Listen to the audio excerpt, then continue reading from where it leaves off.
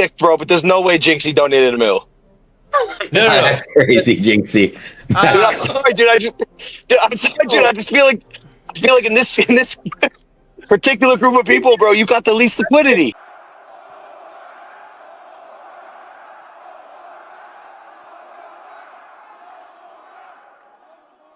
Come on! Let it go! HiVise, don't mute my mic. Don't ever do that shit again. This is my PC. HiVise, this is my stream. You will not mute me while I'm streaming. Turn my camera on!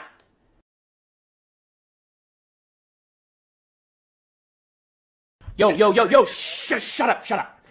Every time I go to take a piss, you're spending a $25 chest, bro. Money does not grow on fucking trees. Stop fucking... What are you doing? HiVise? Give me the mouse back. HiVise, give me the fucking mouse! Jynxzi, that's $25. Don't. Click that. Don't. Jynxzi! HiVise! Mods, remove that guy, please. Why does your hairline look like 300? Why did I just see my head on a sperm cell phone? Why was I just a sperm cell in the crowd? Yo, bro, I have had eyebrows for months now. And hair. Enough! Jynxzi donated $100,000 to charity before Logan Paul joined the call. Logan Paul's first words were that Jynxzi had the least liquidity in the room. Kai Cenat walked out of a tournament Jynxzi spent a week building without saying a word. Clix posted a photo of his girlfriend with a Fortnite code written across her chest while his stream was live. Rakai canceled a planned stream 30 minutes before it was supposed to start, and FaZe sent him home in tears after he flew across the country. Every single one of these people is still streaming. Every single one of them came out of these incidents looking worse than Jynxzi did. So the question is not whether these things happen. The question is why they keep happening to the same person. Jynxzi was one of the most subscribed streamers on Twitch, holding the #1 spot on the platform for close to a year. He donated $100,000 to charity streams, organized tournaments for other creators, flew across the country for collaborations, and revived entire games from the dead. Yet he somehow keeps ending up on the receiving end of some of the most visible disrespect in the streaming space. And the more you look at what keeps happening to him, the harder it becomes to call any single one of these incidents a one-off. Before any of that, however, there is a different kind of chaos that defines Jynxzi's streams entirely. It does not come from other streamers. It does not come from brands ignoring him or collaborations falling apart. It comes from someone who has somehow obtained remote access to his personal computer and uses that access to make his life a living nightmare on a regular basis. His name is HiVise. HiVise is a fellow content creator and one of Jynxzi's closest collaborators. He streams his own content on Twitch, posts clips on TikTok, and somewhere along the way ended up with the ability to mute Jynxzi's microphone, turn his camera on and off, alter his voice settings, control his stream layout, and spend his donation money without permission. The community describes him as a regular viewer who somehow ended up with power over Jynxzi's entire production. That description is both accurate and deeply funny because no reasonable explanation exists for why any of this was allowed to happen in the first place. Yet, here we are. The trolling is relentless and operates on multiple levels simultaneously. In one moment, HiVise is muting Jynxzi mid-sentence while he tries to address his chat. In the next, he is turning the camera on without warning, playing soundboards through the stream, or spending a $25 donation on something Jynxzi specifically told him not to touch. The exchanges that result from this are genuinely some of the most entertaining content on the platform. Jynxzi screaming, "Turn my camera on," while HiVise serenely announces, "Hi guys," to the chat, captures something that is difficult to recreate deliberately. It happens because it is real. The frustration is real. The chaos is real. And the fact that HiVise keeps getting away with it every single time is what makes the whole thing function as entertainment rather than cruelty. One of the most viral compilations of these moments includes HiVise announcing the Dream, the Stream, and the A-Team, while Jynxzi demands he mute himself. It includes, "Every time I go to take a piss, you're spending a $25 chest, bro. Money does not grow on trees." Yo, shut up. Every time I go to take a piss, you're spending a $25 chest, bro. Money does not grow on fucking trees. Stop fucking... What are you doing? HiVise? Give me the mouse back.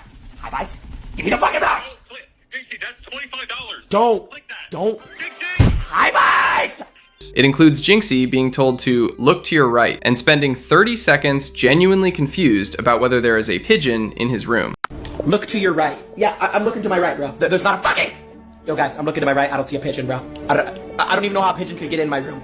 And it ends with a billboard appearing on Jynxzi's stream that reads, "This billboard shows the number of girls Jynxzi has. Can you spot them?" The community response to that billboard moment was 456,000 likes. That number tells you everything about how this version of being trolled lands versus what comes later in this story. The key to understanding why this works while everything else in this video does not is that HiVise operates with permission. It is never formally stated. Jynxzi never sits down and says, "You have my blessing to ruin my stream" on a regular basis. But the fact that he keeps the access live, keeps the collaboration going, keeps reacting in ways that produce content rather than real damage tells you that some part of him understands and accepts the arrangement. He calls HiVise by name. He screams at him. He threatens to ban him. He never actually bans him. That is the deal. Unspoken and unbreakable. The community picked up on this distinction immediately. When clips of HiVise went viral, the comments were pure joy. It's like when your dad tells you not to touch the thermostat. It's giving that Looney Tunes episode when the writers were messing with Daffy Duck. HiVise could troll Jynxzi so easily in Clash Royale. The energy is delight. People are laughing with the situation, not at a person being genuinely hurt. That distinction matters enormously when you compare it to the reaction in every single other section of this story. HiVise has figured out something specific. He understands that the comedy lives in the gap between how much power he has and how little he uses that power to cause real damage. He could genuinely wreck a stream if he wanted to. He never does. He disrupts. He chaoses. He inserts himself into moments that were not designed for him, and then he steps back before anything actually breaks. Jynxzi crashes out, his chat explodes, the clip spreads across TikTok, and they do it all again next week. There's something almost surgical about it when you look at it that way. The voice changer pranks follow a similar pattern. Dedicated viewers use heavy voice changers to disrupt Jynxzi's focus during streams, forcing him into reactions that range from confused to furious to genuinely incredulous. The viral soundboards, specific audio that has become associated with his community's culture, keep him permanently on edge. In-game sabotage in Clash Royale, where stream snipers find him and ruin his matches with unexpected decks or impossible gameplay, is so consistent that it has become a recurring feature of what watching Jynxzi looks like. None of this stops. It has never stopped. The community built around Jynxzi has incorporated the trolling as part of his identity as a creator. When he is asked about it, he does not seem genuinely broken by it the way he is broken by other things in this story. He processes HiVise's chaos with the same energy someone uses to process a sibling who keeps stealing food off their plate. Annoying, inevitable, quietly loved. I think what makes this the most fascinating part of the whole Jynxzi story is that it actually reveals something important about him that the more serious incidents do not. HiVise's trolling has never produced a single clip of Jynxzi looking like he genuinely wants out of the situation. Every reaction is exasperated but alive. Every moment produces content he himself reposted. The billboard situation, the pigeon situation, the microphone situation, all of them exist because Jynxzi is fundamentally comfortable in the chaos even when he is screaming at it. That comfort disappears completely when the chaos comes from people who do not have permission. And that is where this story becomes something much more complicated than a highlight reel of a streamer getting trolled by his production team. Because the same person who laughs off HiVise spending his money while he is in the bathroom is also the person who sat frozen on stream when Kai Cenat walked out without a word. The same person who jokes about being unable to stop the trolling is also the person who was on the verge of tears leaving the FaZe House after flying across the country for a collaboration that collapsed before it started. The difference is not the chaos itself. The difference is whether the person causing it respects you enough to understand where the line is. HiVise knows exactly where the line is. He has never crossed it. That is why the trolls are unstoppable, but never actually destructive. That is why the community loves it. And that is why when you look at everything that comes next in this story, the contrast becomes almost unbearable. HiVise is unstoppable because Jynxzi lets him be. Everything else in this story is unstoppable for a completely different reason, and that difference is what the rest of this story is about. Jynxzi is, by every documented account, one of the most generous and least ego-driven creators at his level in the entire streaming space. And yet, the list of streamers who have publicly, visibly, and in some cases deliberately disrespected him is long enough to fill an entire video. Not a compilation of minor slights or misread moments. Documented incidents. Things that happened on camera in front of audiences that the internet saw in real time and reacted to. Things that, when you read them one after another, stop feeling like bad luck and start feeling like something else entirely. Logan Paul was the first incident that put this pattern on the map. The setting was MrBeast's Team Water charity livestream. The goal was simple: get as many creators as possible to donate to a cause that gave people clean drinking water. The leaderboard was stacked. Mr. Beast himself, XQC, Aiden Ross, Trainwreck, all of them were on the call. Jynxzi had already quietly donated $100,000 before Logan Paul even joined the call, before anyone had mentioned his name, before any pressure had been applied. He just donated. That is who he is. Logan Paul joined the call, and within seconds, without being asked, without any context prompting it, looked at the group and said plainly that in this particular group of people, Jynxzi had the least liquidity.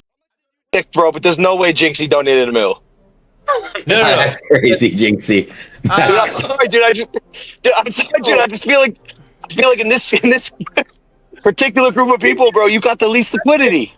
You are right. I did not donate $1 million. I donated. Okay, here's.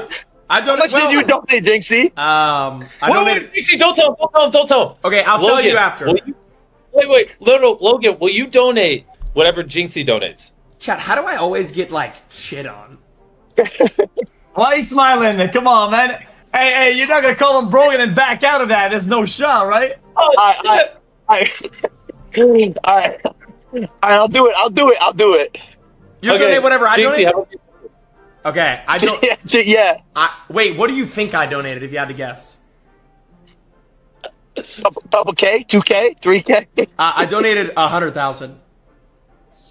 Oh, He said it with a smile. He said it while simultaneously claiming he himself was broke and could not donate. He said it to a room full of people on a charity stream being watched by hundreds of thousands of viewers simultaneously. And he said it about someone who had already donated $100,000 before he walked in the door. XQC's face in that moment said everything he did not say out loud. The discomfort in that call was immediate and visible. Jynxzi confirmed calmly that he had not donated $1 million. Then someone asked Logan if he would match whatever Jynxzi had donated, and Logan agreed. The smile on Logan's face when he agreed was the smile of someone who assumed the number was going to be small. 2,000, 3,000, something manageable, something that would let him look generous without actually being generous. Jynxzi said he had donated $100,000. Logan's smile disappeared immediately. He agreed to match it. He eventually did. But the damage of the original comment was already sitting there in the room with everyone, and no match donation undid what had just happened publicly. The man who had just called Jynxzi the least liquid person in the room had to be publicly cornered into matching a $100,000 donation by the person he had just dismissed. There is no version of that sequence of events where Logan comes out well. The internet's response was not kind to Logan. People pointed out that Jynxzi was making serious money on Twitch, that he had been the most subscribed channel on the platform for nearly a year straight, that he was pulling in hundreds of thousands per month between Twitch and YouTube. Someone put it in the simplest possible terms. Jynxzi has more money at his age than Logan did at the same point. Someone else pointed out that Logan's liquidity was mainly from scamming people. Neither of those observations required much argument because both were demonstrably true. What I keep coming back to with the Logan situation is not the ignorance of the comment. Logan not knowing how much money Jynxzi makes is understandable. They operate in different spaces. What I keep coming back to is the choice to say it at all. Nobody asked Logan to assess the financial standing of the people in the room. Nobody asked him to rank them. He walked into a charity call and within seconds decided the most useful thing he could contribute was a public evaluation of who was the poorest. That is not ignorance. That is a specific kind of casual cruelty that operates comfortably in spaces where the person being dismissed is not likely to fight back. Logan read Jynxzi correctly on that front. Jynxzi did not fight back. He said he did not really care about liquidity. He said he was happy. He said he woke up and played video games and enjoyed his life. And he said all of it with the measured, patient composure of someone who has learned to absorb things that would make other people explode. The Clix incident is the one that landed differently from everything else because it was not careless and it was not casual. It was deliberate, it was calculated, and it used something genuinely personal as the mechanism. Jynxzi had wagered Clix and Stable Ronaldo in a Rainbow Six Siege match, 1 versus 2. If Jynxzi lost, he had to pay $10,000 and give his stream a 24-hour live stream. He lost. After the match ended, Clix went on his social media and posted a photo of Jynxzi's girlfriend Brecky Hill, taken from a collaboration they had done together a year and a half earlier, and wrote his own Fortnite creator code across her chest. He then posted it while Jynxzi's stream was live. Jynxzi saw it and brought it up on the call. If you're actually mad, I'll delete it. If you're actually mad, I'll delete it. It was just troll. I can't lie. If I'm mad, you'll delete it. Wait, If you're actually mad, I'll delete it. wait, so Clix, if it was a year and a half ago, wait, why tweet it? Why tweet it 3 minutes ago? Oh my god. It's just a troll. Ron, you're gonna get your money, don't worry. Clix, I might just send Ron 5K. What? Wait, Clix, no, Wait, no, that is what is weird. this? That Clix, is here, weird. no. I'll give you your money. That is Clix, weird. here's how you get your money. That is weird. Here's how you get your money. I got you. Here's how you get your money. Because this is actually weird, bro. This is actually weird. It's not So, weird. You're making it weird. You know a it's troll, weird. dude. You It's know a it's troll, weird. bro. You know it's weird. It's good a though. full troll. Clix, Don't you even know be it's weird. weird, It's bro. good though. Don't No. even be You know weird. you're being weird. You know you're being weird. It's No, good though. I'm not, bro. It's You're good. making Can it I weird. talk? You're- Can I talk? you're making it weird, You're getting, dude. you're It's getting, full troll. Clix, On you're God, getting, it's full troll, Clix, bro. you're getting mad. You're getting mad, but you're not letting me talk, bro. Let me talk. Choo choo, I need a band-aid. Ron is getting paid. Ron is getting paid. Don't worry. Ron's getting paid. Talk. Clix, your pay is up in the air right now. So Clix, here's how you get paid. Ready?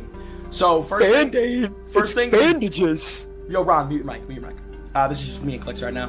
Alright. So, and then Lacy's promoting. Yeah, hold on.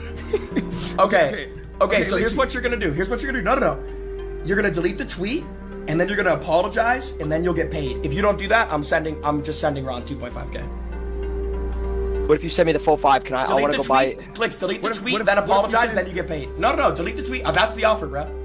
Oh Because my it's a God, year and a half no way. old. What am If I? it's- Clix. What am I? What happened next was a masterclass in gaslighting. Clix's immediate position was that it was just a troll. When Jynxzi pushed back, Clix said if Jynxzi was actually mad, he would delete it, framing a basic apology as conditional on Jynxzi's emotional state rather than on whether the action was wrong. Jynxzi asked why a photo from a year and a half ago was being posted 3 minutes ago if it was innocent. Clix said it was just a troll. He said Jynxzi was making it weird. He said we are all grown men here. He pulled his chat to ask if Jynxzi was being soft. He said all his friends joke about his exes and he never gets upset. He said Jynxzi was getting mad. That was a strange set of positions for a person who is simultaneously refusing to give a basic apology for 20 minutes while claiming the whole thing was no big deal. Jynxzi handled it with a composure that most people in that chair would not have maintained. He said he was not mad while clearly being hurt. He said it was fine while it clearly was not. He said plainly that Clix knew what he was doing, that it was clip farming, that the tweet being from a year and a half ago and posted 4 minutes ago told the whole story. He said, "That hurt me on stream simply and without drama," which was one of the most honest moments of the entire situation. Clix eventually said he would delete the tweet and offered something resembling an apology. Then in the same breath said he was only deleting it because Jynxzi was actually mad, not because it was wrong to post it. Then said he would rather burn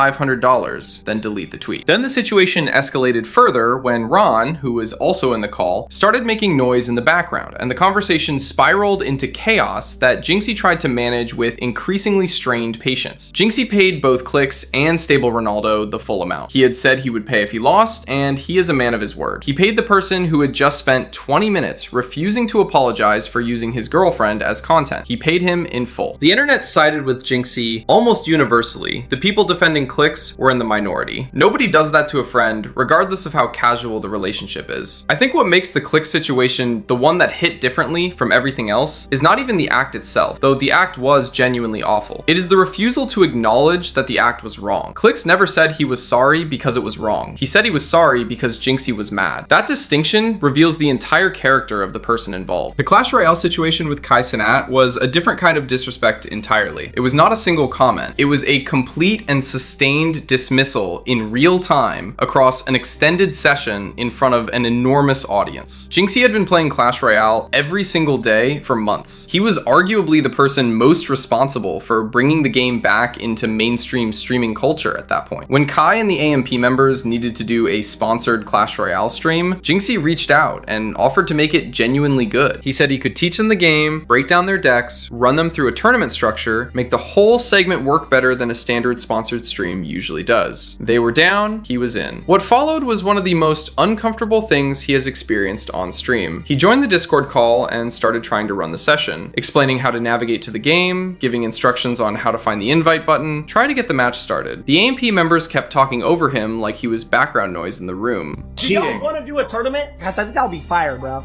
Like if y'all play each other. Echo? Who's echoing? Kai, Oh my gosh, it might be me. Wait, is it better now? So go to your account, go to social, and then go to invite friend. That's a yellow button. Click that, and then you copy. Anybody in the chat want him? About your account. Like, what do you choose a player name. He's single. He tried again. About your account. Like, what do you choose a player name. He's single. Anybody in the chat want him? So anybody single in the chat? Chat. I don't even know if this is gonna happen, bro. I don't even know if a single word I've said is.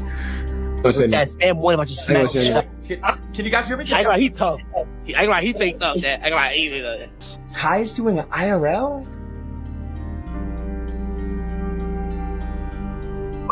fuck's this? But it's all right, chat. I'm gonna go to the gym, bro. I don't even know what's going on. All right, I'm gonna see y'all boys, bro.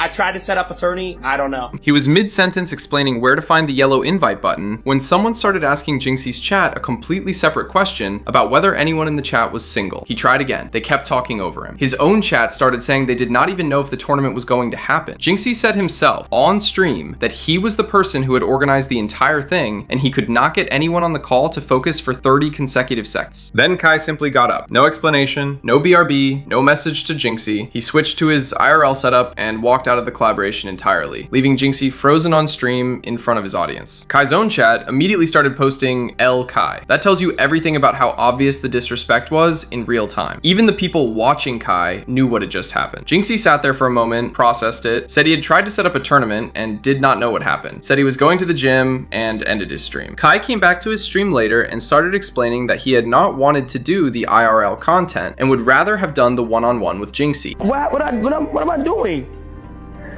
Why does it Al Kai? No, tell Jynxzi.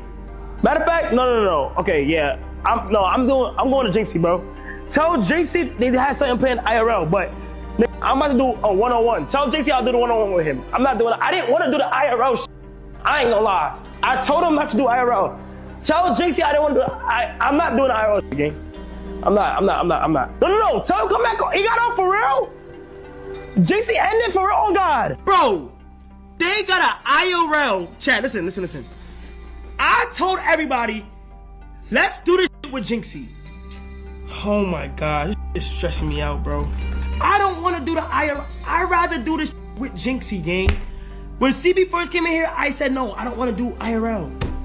I literally just said that. He said he had been saying all along he did not want to do the IRL. He said tell Jynxzi to come back. He said he wanted to do the one-on-one with him. He was frantic about it. And the problem with all of that is simple and obvious. If the backlash from the internet had not happened, that response never comes. Kai was reacting to his chat calling him out, not to Jynxzi sitting there confused on his own stream. There is a version of that day where the chat does not turn on Kai and he never mentions Jynxzi again. That version of the day was entirely possible and probably expected. It just did not happen because the audience was paying attention. Jynxzi later explained the full context behind the scenes. He said the AMP group had a sponsored Clash Royale stream that day where viewers could get a free chest. He found out through someone else that this was happening, reached out to Kai personally, and said he could make the sponsored segment genuinely entertaining because he had been playing the game every day for months. He said everything he said in the call went in one ear and out the other. He said he was not being paid to do it. He said if people were going to leave and not listen, he was going to leave, and then he left. The quiet dignity of that decision is something that deserves more attention than the chaos that preceded it. The Supercell situation is different from the others in this list because it did not come from a rival streamer or a friend who crossed a line. It came from a corporation. Supercell published a blog post from their CEO celebrating what he called a historic year for Clash Royale, 500% growth in the player base. He credited the development team, changes to game progression, new in-game content, an ad campaign, and the community broadly. He did not mention Jynxzi once. The dates of when Jynxzi started streaming Clash Royale line up exactly with when the player base began its significant incline. The same thing had happened previously with Rainbow Six Siege. Jynxzi picked up that game when barely anyone was streaming it and turned it into something significant. Ubisoft credited him for the Rainbow Six revival. Psyonix credited him for the Rocket League revival. Supercell said nothing. Los Pollos came out and said he had spent $4,000 on Clash Royale because of Jynxzi. Sketch said he was going to boycott the game until Supercell acknowledged what Jynxzi had done for him.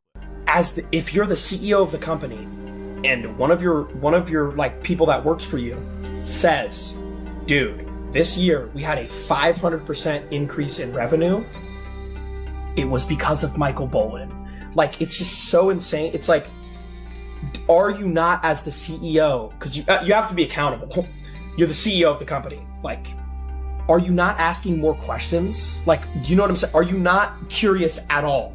If you have a 500% boost in revenue, 5x, are you not even just a little bit curious Do you know what I mean? You don't want to dig a little. These are not small names reacting to something minor. Jynxzi's response was not quiet or diplomatic. He asked out loud whether a CEO who sees 500% revenue growth is not even a little curious about what caused it. He said it was insane to him that a CEO would not ask more questions. He said, "Are you not curious at all?" And then, in the middle of all that frustration, he made a point of saying he was not the only creator who had revived the game. He named Riley, Ken, Mo, and others, and said the credit belonged to all of them. Even when he was angry about being overlooked, his instinct was to share the recognition rather than claim it entirely for himself. Then came the Rainbow Six tournament and Rakai. And this one is important to understand in full because it was not a sudden collapse and it was not a misunderstanding. It was a structured event that Jynxzi had spent a full week building. He had been in contact with the group a week before the tournament, the day before, and an hour before, specifically to confirm that people were showing up and that everything was in order. Multiple streamers with busy schedules had committed. Every other team in the tournament was locked in and playing when the session started. On Rakai's side, the game had not even properly begun before the entire thing fell apart. Rakai was in the middle of an ongoing conflict with other streamers that had been running for days. He was managing people coming in and out of a house, sending people away, taking separate calls on his phone, and treating the tournament stream as background noise while he handled a completely unrelated situation that had nothing to do with anyone else on that call. No, the disrespect, once again. No.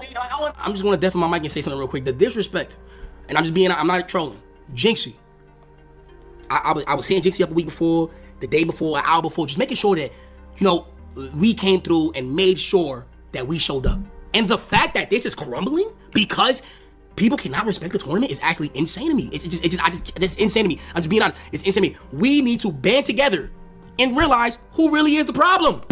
At one point, Agent pointed out that Rakai did not even have the game downloaded. He said he was not convinced Rakai had the game at all. The tournament that Jynxzi had spent a full week building was being treated as a minor inconvenience in the background of someone else's personal drama. Phantom stepped in and said what needed to be said. He unmuted and told the group that the disrespect was not just to the tournament, but to Jynxzi personally. He said he had watched Jynxzi coordinating with people a week out, a day out, an hour out to make sure this happened properly, and what they were giving him in return was chaos that had nothing to do with what he organized. He said it was insane to him. He was not trolling. Agent, streaming from Australia, spent the majority of the session trying to hold the structure together, pushing for a basic 2-hour ceasefire so the tournament could function. He said nobody needed to squash anything. Just do not make any moves for 2 hours. It did not work. Rakai kept pulling the room back toward the conflict he was managing. The second Rakai incident is almost more infuriating than the first because it followed the same template exactly. Jynxzi planned a $5,000 Rocket League wager. He messaged Rakai. Rakai responded. They agreed on a time. Jynxzi confirmed multiple times as the day went on, each time getting reassurance that it was still happening. He texted asking about the time. He said, "Let me know, ASAP, because I am about to go live." He got a response saying, "Lock, what is your Discord?" And then 40 minutes before the scheduled start time, Rakai canceled. No real explanation, no accountability. Just a message saying he was still on the way, and then nothing. Jynxzi went live and had to explain to his audience what had happened. Again, Lacy's involvement came out of the Clix situation and followed a depressingly familiar pattern. During the period when Jynxzi and Clix were publicly at odds, Lacy did not stay neutral. He inserted himself and went after Jynxzi directly. He told Jynxzi he needed to be humbled. He said Jynxi's ego had gotten the best of him. He said Jynxzi was crashing out. He said he understood because Jynxzi was on top of the world, the #1 streamer, making millions, and sometimes that gets to people. Jynxi's response was direct. He said Lacy was not even in the stream when the incident happened. He said he had known Lacy for 3 months and they had only ever talked about streaming. He said there was no more biased account than someone who was Clix's close friend speaking as if they had neutral perspective on what had happened. He said to let him dial it back. Lacy was nowhere in this stream. The stream was over. He lost. Cool. And then Clix did something weird. The FaZe House incident was the one that visually was the hardest to watch. Jynxzi flew from Florida to California to do an IRL stream. The plan was a 24-hour live stream at the FaZe House. He got there and was put on a setup that had not been configured for him and had no toolkit, meaning he would have to wait hours before he could stream properly from it. The setup turned out to belong to a FaZe member named Ronnie, who had not been told Jynxzi was going to be using it, and who had a sponsorship obligation that was supposed to be fulfilled during that exact same time slot. Nobody had coordinated any of this. The infrastructure for the entire visit had been assembled without any of the necessary communication between the relevant parties. Jynxzi sat there tense and dealt with it. He tried to find a path through the situation. He eventually discovered what was happening behind the scenes. There was a game night that people were supposed to attend, but nobody was aligned on it. FaZe members were getting upset at each other, and the whole evening was collapsing in multiple directions simultaneously. He decided to go home. He booked a flight, and the clip of him leaving showed someone who was on the verge of tears. You never seen me and Jynxzi in the flesh, bro. You never see They're us not together, beefing, gang. just misunderstandings. Okay, where's Ron at? Dude, I'm gonna be honest, I don't know what's going on. I know it's not good. I don't know exactly what's going on. Are you leaving? Yeah, I don't. When are you playing Marvel Rivals? And I don't really know what Ron's doing.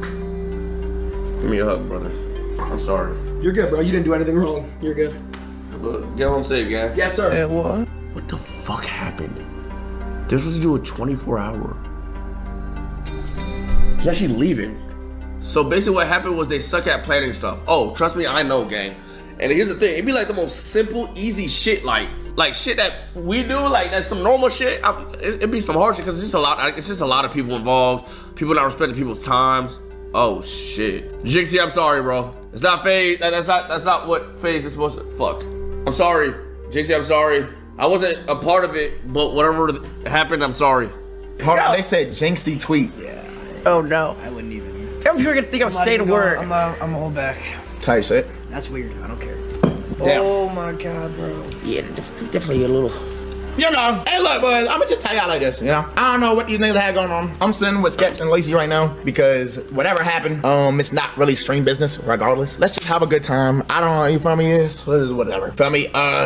Life, you know? Life. Sketch gave him a hug. Someone else said he was sorry and that it was not what FaZe was supposed to be. Jynxzi said he was going to go sit with Sketch and Lazy, that it was not stream business, that whatever happened, let us just have a good time. He said life, just life. He had flown across the country for a full day of content and went home with nothing. The planning had been so bad that the most basic requirements for the visit, a working setup, a host who knew he was coming, a schedule that accounted for other people's existing obligations, had not been put in place. And Jynxzi absorbed all of it. He did not go on stream and call anyone out. He did not post about it. He sat with the people who were actually there for him and quietly removed himself from the situation. Neon's reaction to being named as a viewbotter is arguably the most disproportionate response in the entire document. During a conversation about viewbotting on streaming platforms, Jynxzi was asked who he thought was the biggest viewbotter on Kick. He pointed to Neon, noting that Neon had previously been associated with similar accusations, and that he thought even Neon would agree with the assessment. It was a direct answer to a direct question, nothing more. Neon went ballistic on stream. He said from the bottom of his heart he had a deep hatred for Jynxzi. He said he did not hate anyone, but he really hated Jynxzi. He said Jynxzi used to be such a nice, humble guy. He brought up private phone calls they had shared. He revealed things Jynxzi had told him in confidence about his personal life, including details about his relationship with Brecky Hill. He said Jynxzi had told him she was demonic, but he still went to her house. He weaponized private conversations to make a public attack as personal and damaging as possible. He said Jynxzi had let his ego get the best of him. He said it was all good though. It was not all good. Nothing about what he had just done was all good. Jynxzi had answered the question on stream. Neon responded by going to his most private conversations and turning them into ammunition. That is not a proportionate reaction to being called a viewbotter. That is a specific kind of betrayal that only works because the person being attacked trusted you with things they did not share publicly. What strikes me about every single one of these incidents, when I read them one after another, is how consistently Jynxzi handles himself in the aftermath. He does not explode. He does not retaliate publicly in ways designed to destroy the other person. He processes things with a composure that most people sitting in that chair at his age, with his platform, with his audience watching, would not be able to maintain. He said he was not mad while clearly being hurt. He said it was fine while it clearly was not. He called people out directly without losing control of the conversation. He paid debts to people who had wronged him because he had said he would. He flew across the country for collaborations that fell apart and went home without burning the relationship publicly. He shared credit for the Clash Royale revival, even when he was angry about not receiving any. The comment that I keep returning to after reading everything is this one. He has every right to be the villain, but he still stays the same. That is the most accurate description of Jynxzi in this entire story. Every single incident in this list would have given a different kind of creator complete justification for going nuclear, for posting, for calling out, for using their platform to make the other person's life difficult in the way the other person made his life difficult. He never does that. And I genuinely do not know whether that is the most admirable thing about him or the thing that makes the next incident more likely. Because every time he absorbs it quietly and moves on, the next person learns that absorbing it quietly is what happened when you disrespect Jynxzi. And that lesson has consequences.